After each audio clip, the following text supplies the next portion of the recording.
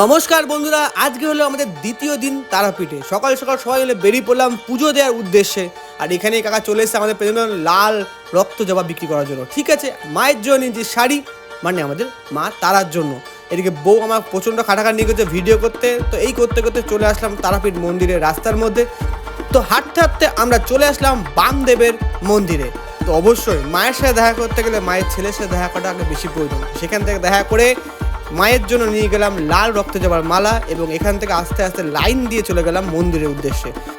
আমরা প্রত্যেকেই আমাদের জীবনে প্রচুর ব্যস্ত, প্রচুর অশান্তি, প্রচুর ঝামেলা, প্রচুর কাজের চাপ, কিন্তু তা সত্ত্বেও যখন আমি আসতে পেরেছি মায়ের দর্শন করতে, তো এর থেকে ভালো আমাদের জীবনে আর কিছু হতেই পারে না।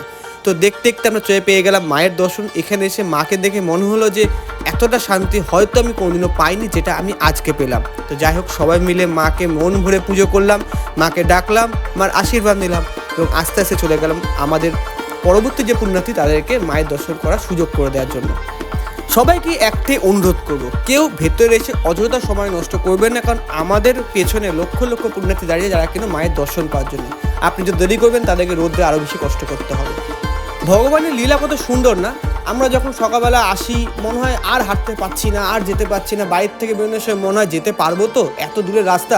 কিন্তু যখন আমরা এসে মায়ের পায়ে ফুল বা মাকে প্রণাম করি, তখন আমাদের মনে হয় না আমাদের পায়ে কোনো ব্যথা আছে, না মনে কোনো চাপ আছে, না আমরা এতটা কষ্ট করেছি।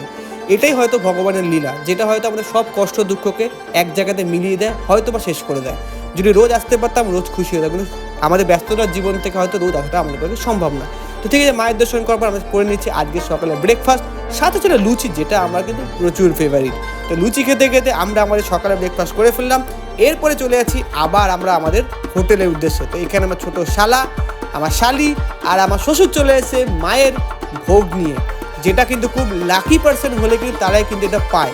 তো আমি নিজে খুব লাকি মনে করছি যে আমি এই ভোগটা পেয়েছি, এবং অনেকেই বলতে পারে অনেকেই পায়, কিন্তু আমি লাকি যে আমি পেয়েছি তাই।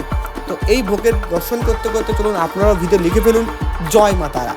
তো এবারে চলে যাচ্ছি ভাই দুপুরে খাওয়ার করতে। দুপুরে খাওয়া করতে গেলাম লোকনাথ রেস্টুরেন্টে।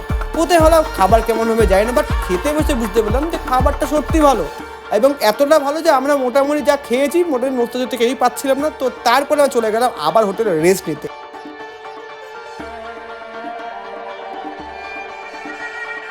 তো এখানে আমার বউয়ের সাথে আমার শালার খুনসুটি বেঁধে গেছে, যেটা ওদের আগা গোড়ায় লেগে থাকে। তো মায়ের দর্শন করতে করতে আজকে আমাদের দ্বিতীয় দিন এখানে শেষ হলো তারাপীঠে।